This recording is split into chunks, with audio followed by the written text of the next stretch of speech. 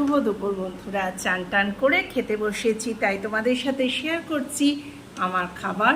তোমরা দেখো, দেখতে পাচ্ছ কি জানি না, এই দেখো আমার প্রিয় সুস্বাদু খাবার, ডাল, এই দেখো পোস্ত, দাঁড়াও, বেগুন ভাজা আর স্যালাড। এই নিরামিষ খাবার খেতে আমি ভীষণ ভালোবাসি, কেন জানি না।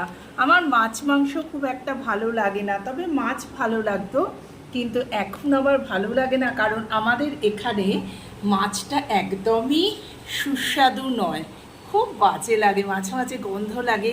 তাই জন্য আজকে নিরামিষ খাবারটা ভাবলাম তোমাদের সাথে শেয়ার করে নিই। এই দেখো, আবার তোমাদের সাথে শেয়ার করছি বন্ধুরা। কেমন আছো? সাবধানে থেকো, টাটা।